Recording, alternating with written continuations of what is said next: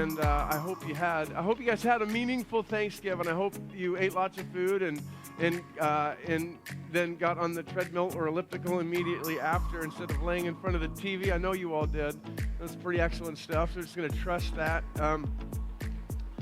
We're in this middle of a series in the book of Ephesians, and Pastor Scott taught last week, and so now we're going to jump to chapter 5, verse 21, is where we're going to start things in the book of Ephesians today. But how many people here in this room have ever had the opportunity, we'll call it that, to teach one of your kids how to drive?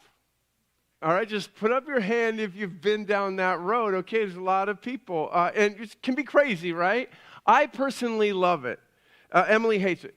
So she took one drive with Soleil and retired immediately from that job. As the story goes, they almost wrecked 1 minute into the journey. Because I taught drive, and she's a great driver. I trust her when she's very cautious. She does all the right things.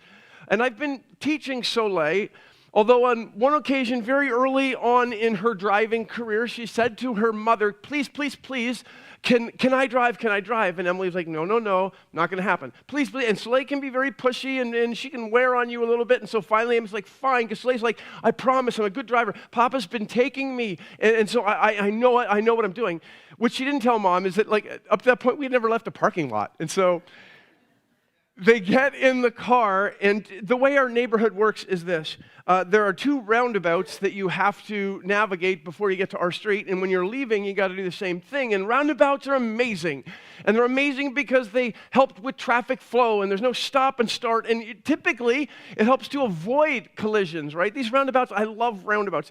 Well, so they leave the house, and they're approaching the first roundabout, and Soleil comes up to the roundabout and does not look left at all. Just turns right into that sucker and whips around the corner, and a car was coming this way, and they were like inches from Smash City.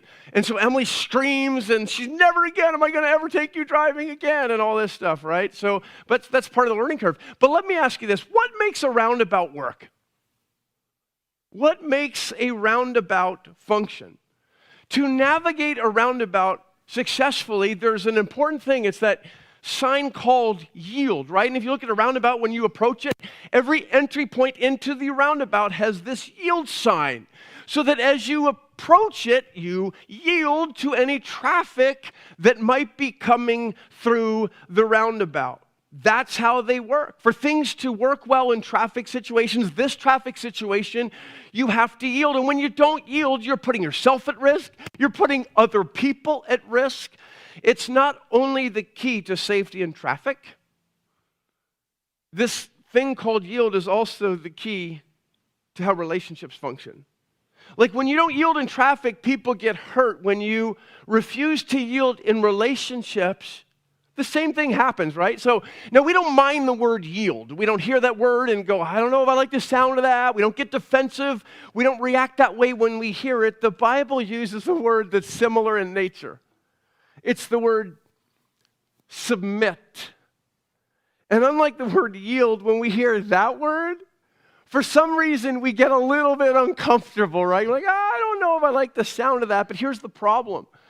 If Paul is right in what he says in Ephesians 5 and 6, yielding, submitting is not only the key to traffic flowing well in certain situations, it's also key to relationships flowing the way they should.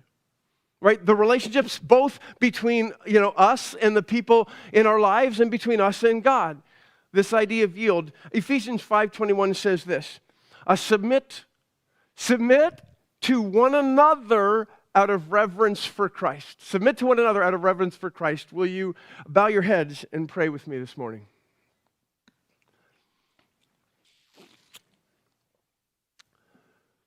Father, may the words of my mouth and the meditation of our hearts be acceptable in your sight. O Lord, our rock and our Redeemer. Amen. If you have your Bibles, Ephesians, we're going to start reading at chapter 5, verse 21, and we're just going to read through our text today. Here we go.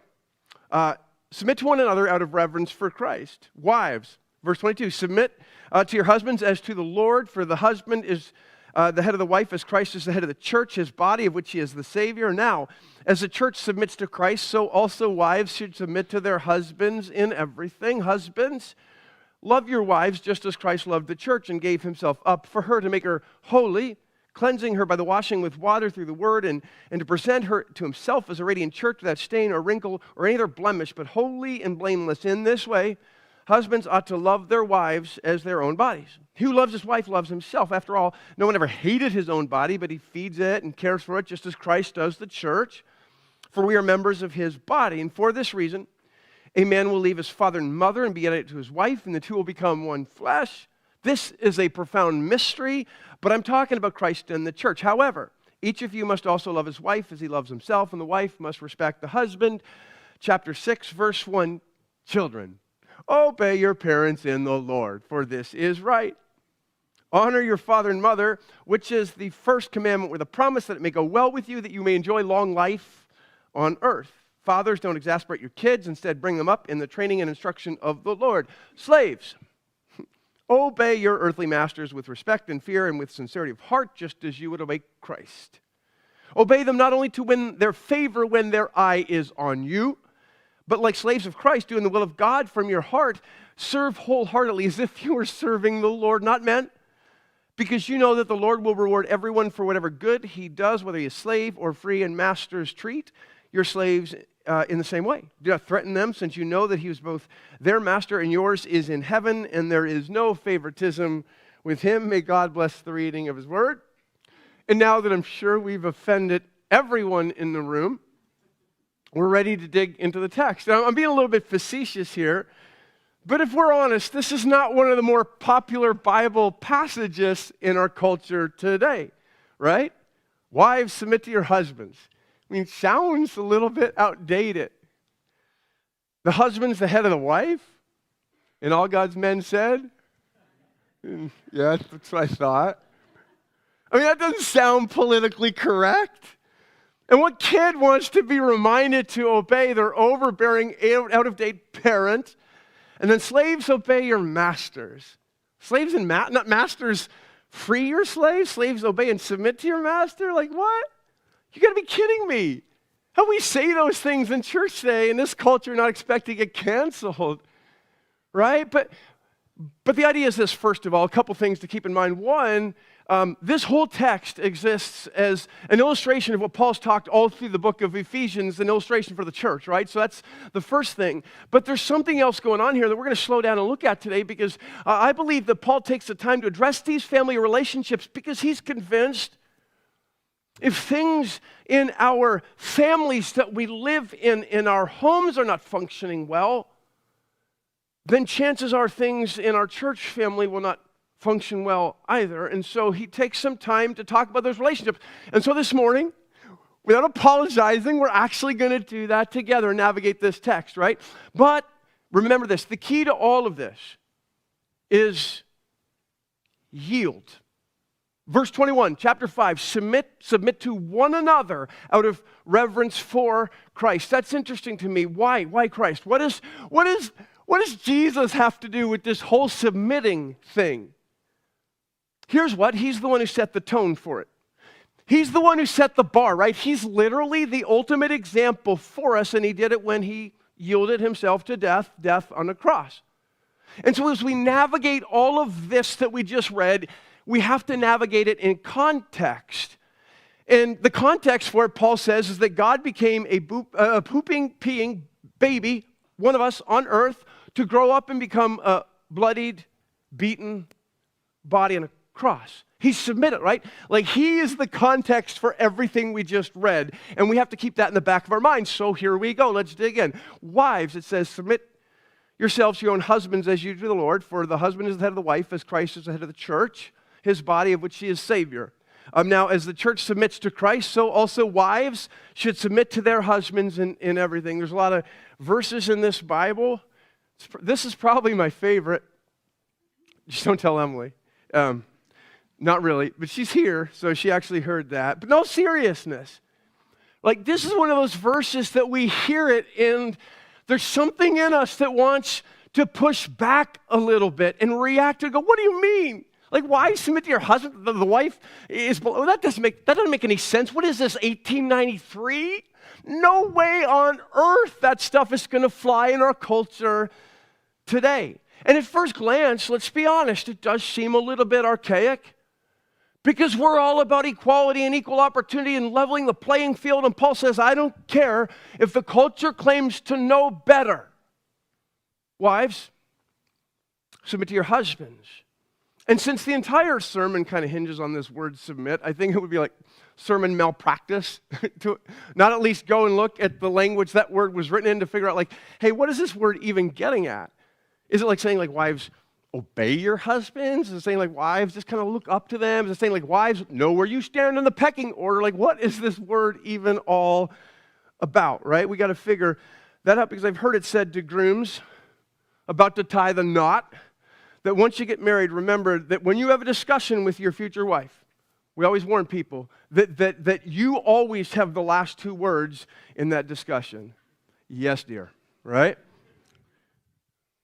The Greek word that Paul uses for submit is the word upatasso, which according to Strong's Concordance means to place under or be subject to. Well, I don't like the sound of that. And this is where we tend to react, right? We go, but why, Jacques? What if the wife is a stronger leader? What if she's smarter? What if she's, just a better decision maker? And shouldn't marriage, even if she's not, be more about just compromise and we're all on an equal playing field? Isn't that what marriage takes? Isn't that how you be successful in a marriage? And I wonder if one of the reasons why we react to that so defensively and push back on that word is because we confuse value with position. You know what I mean when I say that? We hear that and we go, wait, like a wife is not less than a husband. A woman's not less than a man. What's that all about? And why would God mandate then they submit? Is God sexist? Is he like a male chauvinist? Because if so, I don't know about this whole Jesus thing. So here's the deal. Don't confuse value with place in relationship.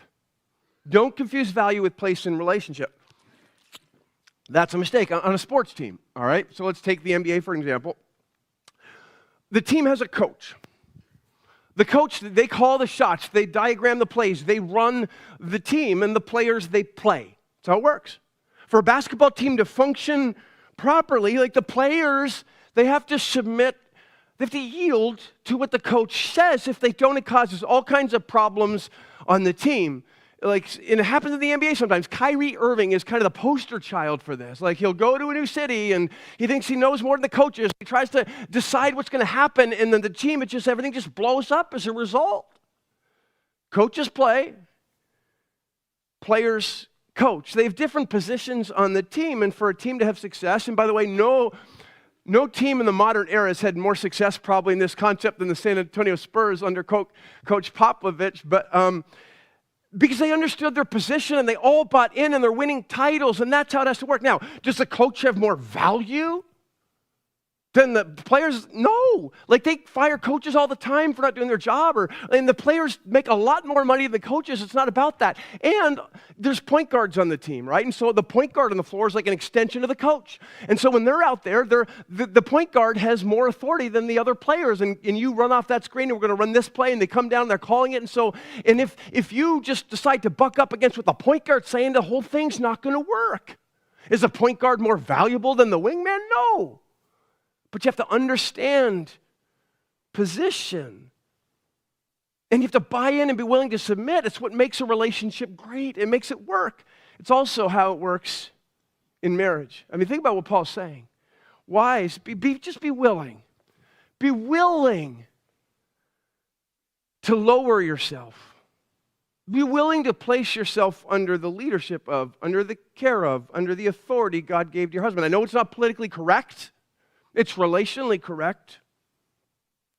It doesn't mean be a doormat. It doesn't mean that. It doesn't mean that it's okay to go along with abuse if it's happening. Doesn't mean that. It doesn't mean never question anything your husband says. Doesn't mean that. It does mean consider the position that God placed him in and respect and honor that. In all my years of marriage, Never once have I told Emily, do this because I told you so. I've never done that.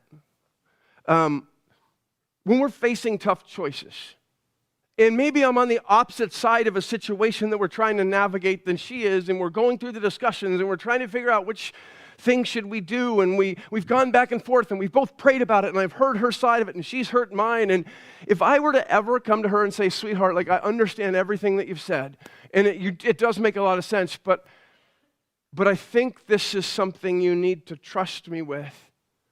You know what she would do? If that was the process, she would say, okay. Why?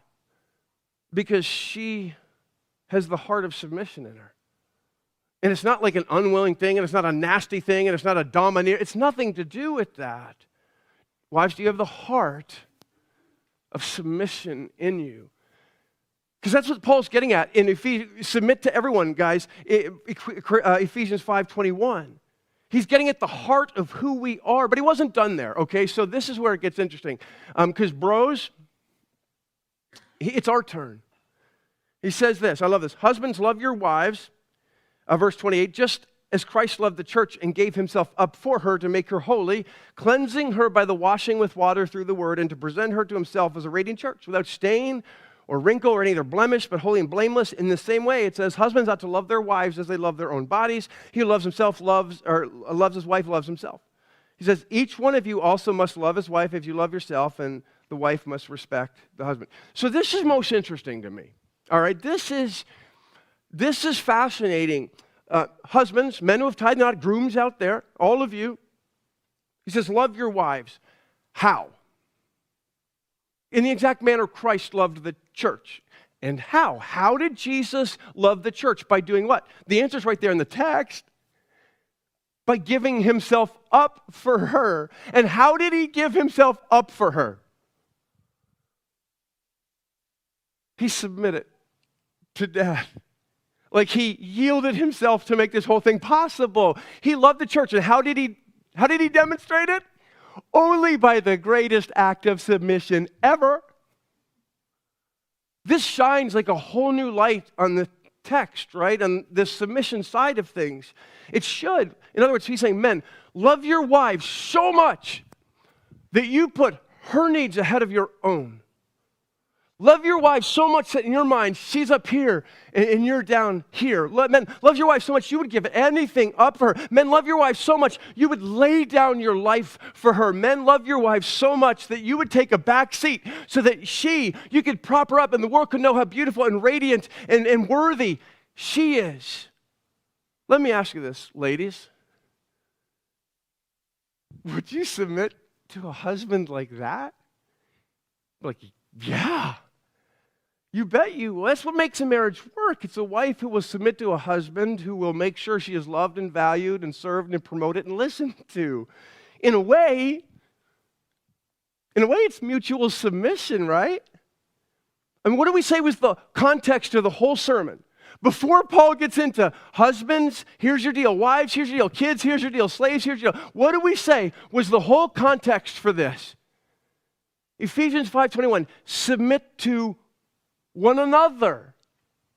One another in reverence for Christ. That's the context for everything we're reading. The street goes two ways. I love this. There were two lines of husbands in heaven. Right? One was for the dominant husbands. It was a dominant husband line. And that line went like as far as the eye could see, right? People standing in there. Sorry, I just did that wrong. Yeah, I'm going to start this over. There were two lines in heaven, all right? One was for the passive submissive husbands. And that line went as far as the eye can see. And then there was another line in heaven. It was a dominant husband line. And there was only one person standing in that line. And that person looked not at all dominant. They looked like sheepish and shy and meager. And so the angel walked up to the one person standing in the dominant husband line and said, why in the world are you in this line? And he said, my wife told me to stand here. Glad I restarted it. As comical as that is, I share that joke to highlight a truth that I believe is no joke. Because I think part of the problem is that people view submission as a sign of weakness instead of a sign of strength. We think strength is about ruling and deciding and power and being impressive and being in charge. And there are times we do need to decide and rule on things and make decisions. But according to this book, the greatest display of strength is to yield and submit and allow. Submit to one another in reverence for Christ because of his love for you. Husbands, love your wives as Christ loved the church. And how did he do that? Oh, he submitted. He laid down his life for the church. And these are not easy lessons for married couples to navigate and learn. It takes us a while. It's trial and error, and it's learning the hard way, and it's giving each other permission to fail, and it's about handing grace out like hotcakes when we mess up. But where I feel like I grew the most in this regard in my marriage, because this is hard stuff, was probably through our journey in adoption. So years ago, we knew very early on, Emily and I said, we're going to adopt at some point. And so finally, Dryden and Slay were old enough, and we thought, maybe it's time. And so we started looking, and eventually we chose China, and we chose heart babies. And so we got matched up with a little kid named Mackenzie, and we're super excited, and we got the paperwork done. We had our agency and all that, and so we're going to go bring this girl home. And a few months into going through the process of this, Emily comes across Lily's file, because she's with our agency, and her heart complex was so severe, no family would touch her. And she was listed as terminal, and we knew, and she knew. She came to me, she said, Jacques, if no one takes this girl home, she's just going to die in an orphanage alone. Because in China, they're not going to do the surgery that she needs to even have a chance at life. Can we bring her home too? I'm like, whoa, that's, let me pray about that one, because that would mean doubling our kids, and we've never been through the whole adoption thing, and this is going to be overwhelming, and so let me pray about it. And she said, okay, pray about it. And so, a week or so later, hey, the prayer's going. I'm like, I don't know, it just seems like a lot, and I'm praying about it, I'll get back to you. And as I began to talk to God, and I began to wrestle with God, one day God said to me in prayer, if you love her, you will trust her. So I'm like, okay, God. So I went to her and said, okay, I'm in. And we brought Lily home, and the story God's told through her has been unbelievable, but Emily didn't stop there. So a couple years later, and Lily has been in and out of the hospital sometimes for 4 or 5 months at a time, and she's sick at this point, but there's this little boy that we found out about, and his heart condition is so severe that a family did try to adopt him, but then he went through the process and realized what it was going to mean for their family and how there's a good chance this kid could come home and die, and they put him back on the list, and time was running out because of how severe his heart was, and Emily said, if we don't bring him home, he has no chance. Can we bring this boy? I'm like, Lily's living in a hospital right now. This is insane. I don't think it's a great idea. No. I'm not good with that now. And so she said, will you at least pray about it? I'm like, stop doing that. Between me and you is great. Don't bring God into this. But fine, I'll pray about it. So I started praying about it, and then she'd ask me weeks later, hey, do you feel any? I'm like, no, we can't. It's too messy. It's gonna be too hard. It's gonna be too many challenges. We can't afford it. We can't do it. No. And a week or so later, hey, and so then I finally really started praying about it, and one day God said to me, if you love her, you will trust her. And so I wrote her a card and said, let's bring the dude home. And you guys know Thad. He's here every Sunday, and you've seen this incredible God story, but Emily was not done. See, a few years ago, she came with a file with this beautiful little girl, and she was dying, and she needed multiple surgeries. She was listed as terminal, but there was a surgery that could possibly be done, and would we be able to, I'm like, oh, what is with this one? And so I'll pray about it, which now I already knew what that meant. Right? And so I went through the whole routine again. No, I don't think it's the right time. No, our family's too big. No, I can't feed them all. Whatever it is.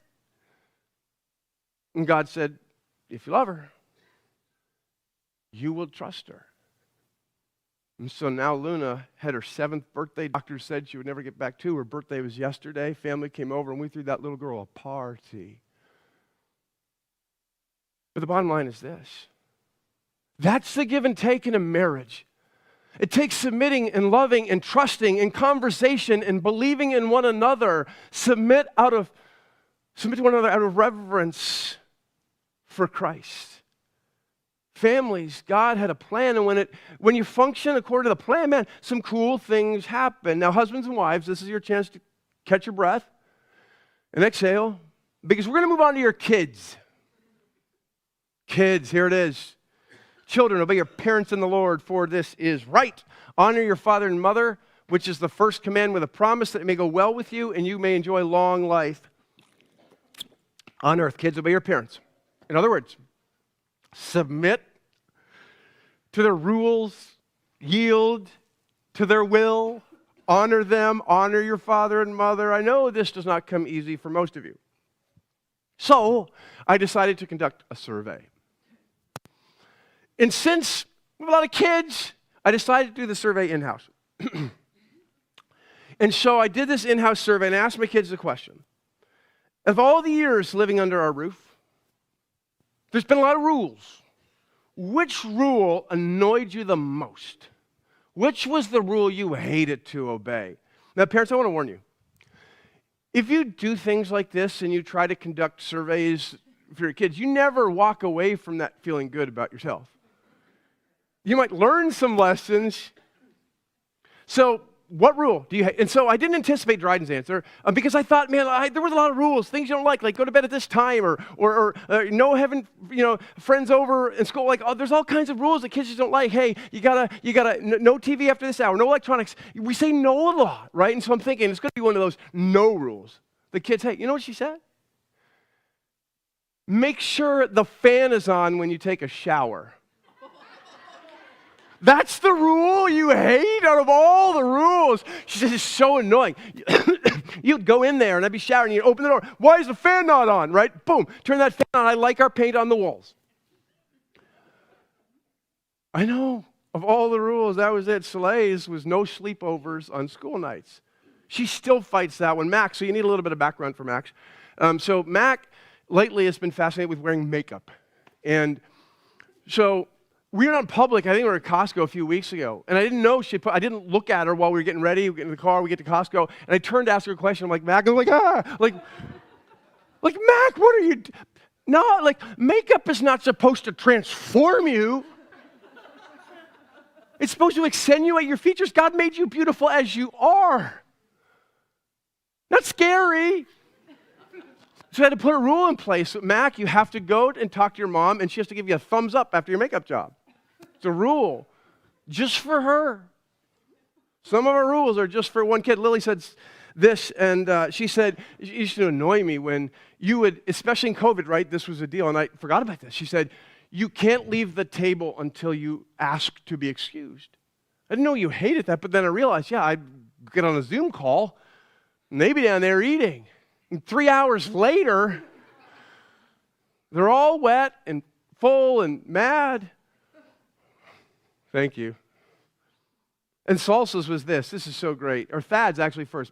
I hate that we have to get up when you tell me to. It's very basic. Salsa, she said, Play-Doh is an outdoor toy. Parents, you know. And then she said, and every other rule you make up. I'm like, we don't have to hurt me. I just go with the first one. I tried to get an answer out of Luna. All she said was, go outside. I'm like, what does that even mean? I guess it's not a rule in our house. Maddie, you go outside. Not satisfied, though, I wanted to dig a little bit deeper, so I asked them why. Why is obeying your parents so hard? Why is obeying your parents so hard? That's what we got to get at. We got to get the heart behind things. Dryden said, you make me do things I don't feel like doing. So I think I'm always right, and I know you're always wrong. Ouch.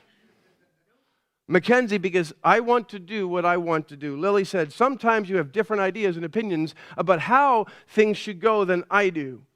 Thad said, you tell me to do things I don't like doing. Saul said, you tell me no a lot. I don't like that. Luna said, can I have a snack? Yeah. But did you hear a common theme in their answers? Outside of, can I have a snack? They may have all worded it differently, but it all came down to, I have a will. I have a will, a desire to do what I want to do. That's what makes obeying hard. It's a matter of the will. It's a matter of the will, and obeying requires you to submit your will to someone else's. And I get it, students, that is not easy. But the reason it's so important that you submit now It's because submitting to your parents is actually practice. It's actually a dress rehearsal for what you're going to be required to do in relationships when you get older for the rest of your life. And if you don't learn it when you're young, it's not going to be pretty.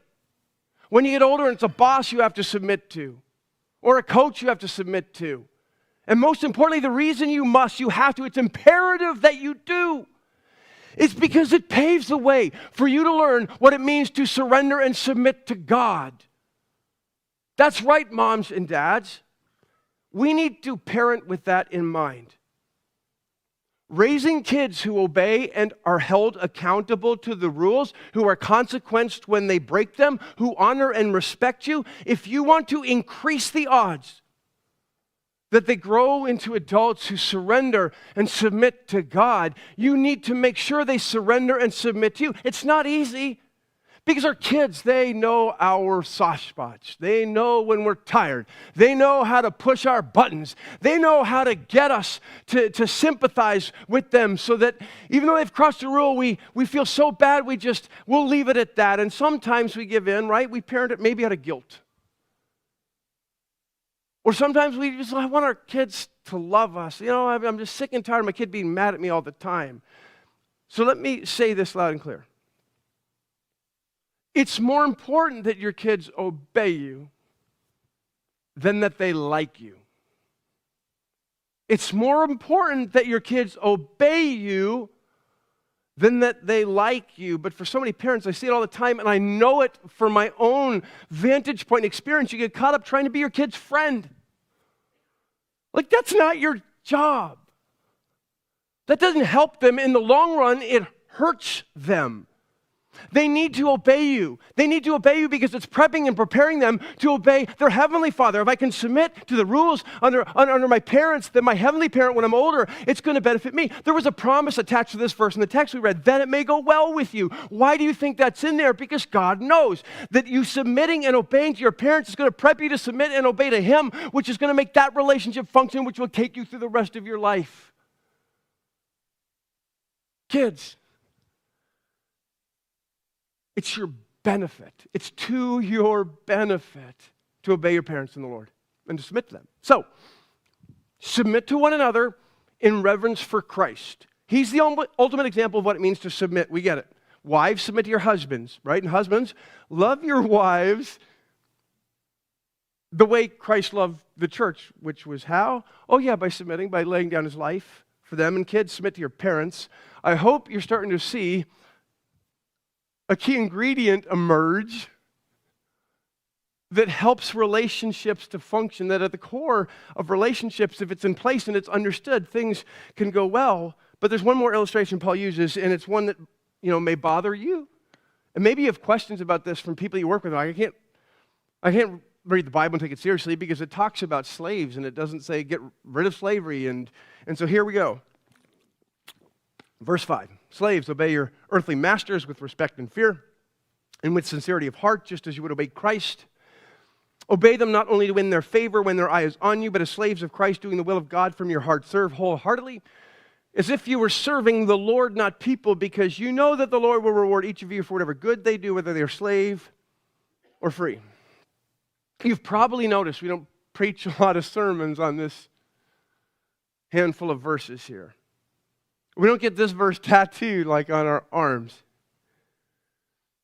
And maybe we're bothered by this because we know the dark history of slavery in this country, and then we read that idea of slavery into the text and we go, wait a second here.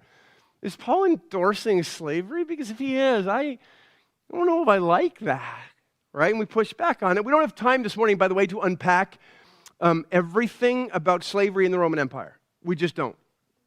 In the history of the Bible, but we'd be here all day. But there are a few things we need to understand to put this whole text in context. Because unlike slavery in America, race was not usually the component that kind of drove it. Race was sometimes part of determining if you were a slave what your job might be, but it wasn't primarily a race thing. Slavery in New Testament times, by the way, could involve anything from manual labor and harsh conditions to basically like a 9-to-5 job with very little oversight. There were slaves that were sometimes abused. Others were treated like members of the family. There was a huge range of experiences when it came to slavery in Bible times, right? For example, some of them worked in mines. That was some of the more harsh conditions slaves would find themselves in because the Roman Empire, they needed resources and they used slaves to obtain them. We also know this from history, like some of the darker side of the Roman Empire, there was sex slavery that went on, and there were gladiators, and that is a real deal. It's a very corrupt aspect of the Roman world. But some of the slaves were agricultural, like the Romans would have land, and the slaves would come in and work the land. Some were tradesmen. The upper class would hire them to do the jobs they did not want to do. But the vast majority of urban slaves were domestics that literally lived in homes with the family and had regular daily interaction with the family. And according to most scholars, this is probably the general slavery experience Paul's referring to, because in context, right, he's talking about wives, your role, parents, your role, dads and husbands, your role, and slaves. And it's all in the context of how the house works. So that's most likely the slavery experience that Paul's talking to in this text. So let's start there. All right, this is big. Slaves, obey, yield, submit to your masters. And not just that, you're to love and respect them and serve them and submit to them the same way you would to Christ. Treat them the same way you treat God. Wow, that's a significant command. By the way, my father was not a slave, but this was actually his life verse.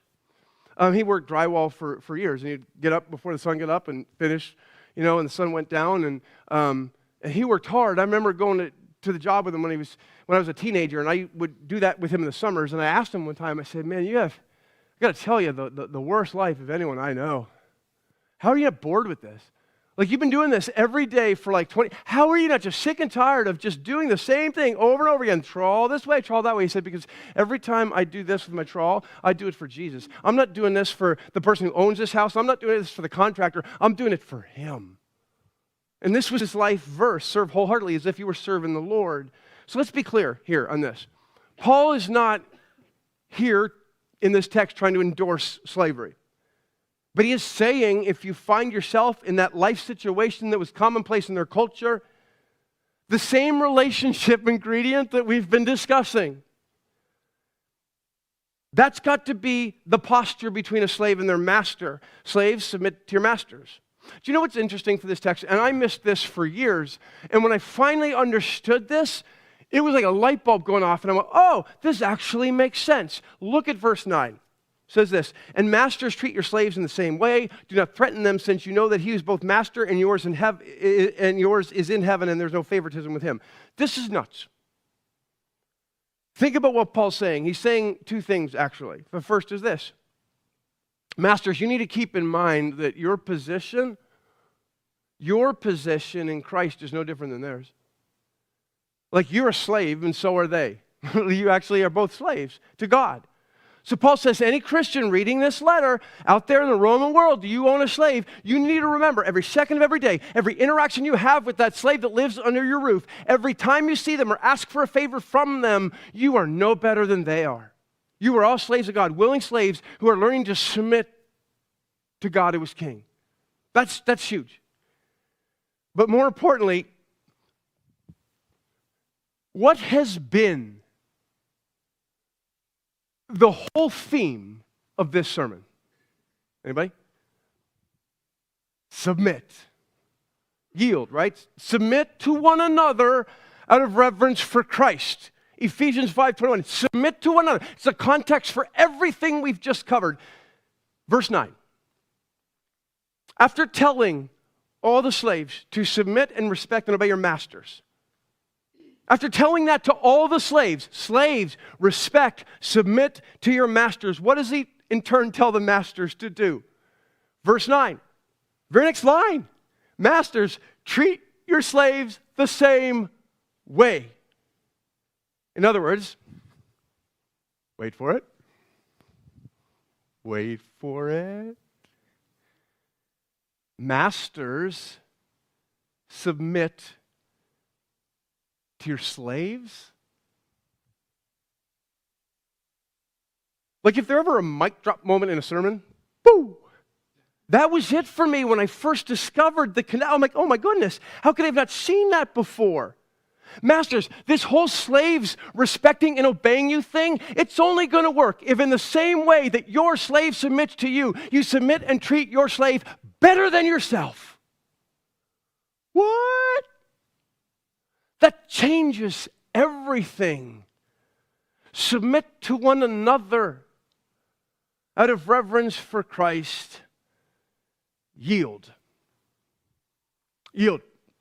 How many people, a great movie came out recently in 1972. How many people have ever seen the movie, raise your hands, The Poseidon Adventure? Okay, a few of you. So Gene Hackman was the star of that movie. It's kind of like the Titanic movie before Titanic ever came out. But the ocean liner, the SS Poseidon, is on the open sea. It's a luxurious boat. It's on its last voyage because it's a little bit beaten up and they're having lots of mechanical problems with it. And so they're trying to get to their destination, having left New York City. And as they're crossing the ocean, the boat is hit by a tidal wave, and it then floats upside down because of the air that was trapped in the ocean liner. Like those that survived were so confused, right? Because now this boat's upside, they don't know what's going on, so scared for their lives. They're trying to figure out, what am I going to do? What am I going to do? And here's what they do. Scrambling to get out. In a panic, they do what they think makes sense. In panic, they're trying to climb the steps that get them to the top deck. The problem is, the top deck is now 100 feet below water. And tragically, to their own demise, doing what they thought they should do in trying to get to the top of the ship, what happens? They drown. It's over for them. The only ones who make it are the few who do what doesn't make sense.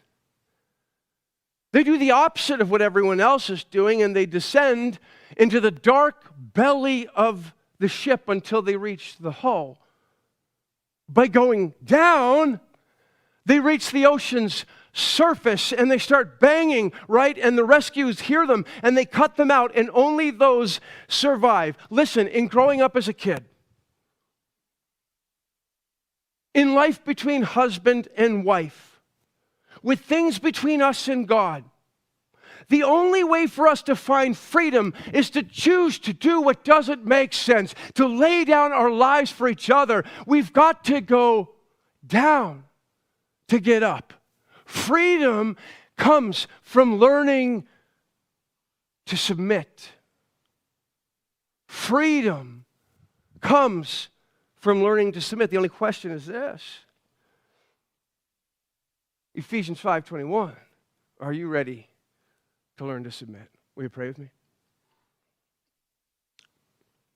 Father in heaven,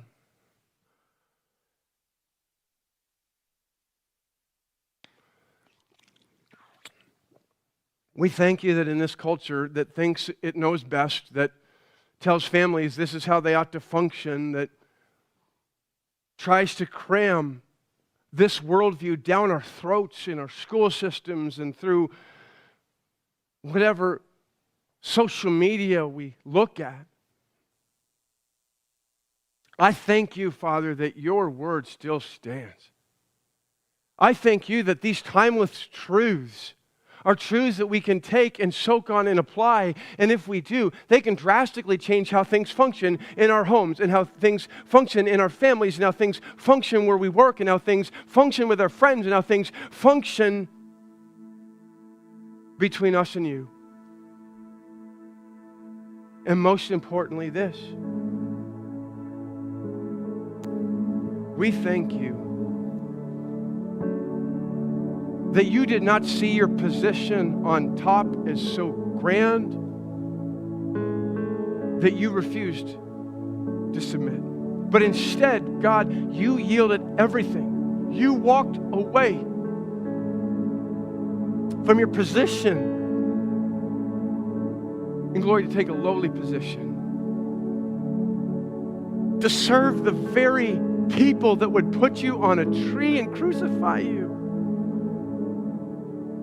You demonstrated that just because I can, it doesn't mean I have to. You demonstrated that strength means learning sometimes to submit and learning sometimes to yield and learning sometimes to let go of. And so, Father, help us to take that example that you left and apply it to the relationships in our lives and just wait and see what happens. But we love you. In Jesus' name.